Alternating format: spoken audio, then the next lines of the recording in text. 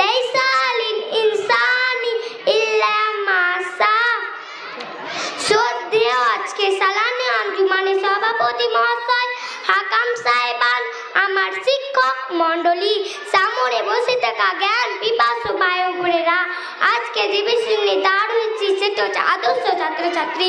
সম্মানীয় উপস্থিত, আদর্শ ছাত্রের বৈশিষ্ট্য থাকা দরকার। নাম্বার 1, শিক্ষা প্রতিষ্ঠানে নিয়মিত উপস্থিত থাকা।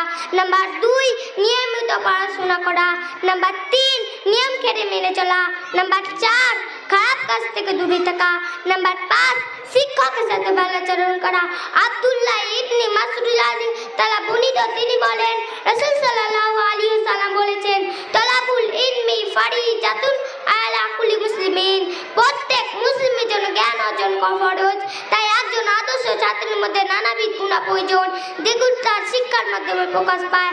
আর শিক্ষা হলো মানুষের প্রবৃত্তি, যা ব্যবহারের মধ্যে প্রকাশ পায়, আর ব্যবহার হলো শিক্ষার প্রমাণ। একজন ছাত্রীর কর্তব্য হলো তার শিক্ষকের সাথে ভালো আচরণ করা, কেননা একজন শিক্ষকের অন্তর থেকে দোয়া বের হলেই তার জীবন সাফল্য হয়ে গেল। মহান আল্লাহ পবিত্র গ্রন্থে বলেছেন, সূরা নাজমুল আয়াত নাম্বার 39, লাইসা লিল ইনসানি ইল্লা মা সা। মানুষ তাই পায় যা চেষ্টা করে। আদর্শ ছাত্রছাত্রী হওয়ার জন্য কঠোর পরিশ্রম অপরিহার্য। নিজের সাফল্য কিন্তু আপনা আপনি আসে না, তার জন্য কঠোর পরিশ্রম করতেই হবে। ছোটবেলায় অনেক বাচ্চার ইচ্ছা থাকা বড় আলেম হবে, কিন্তু কয়জনই আলেম হয়? হ্যাঁ, বড় তারাই আলেম হয় যারা জীবনে কঠোর পরিশ্রম করতে পেরেছে। তাই কিছু পাওয়ার জন্য কঠোর পরিশ্রম করতেই হবে।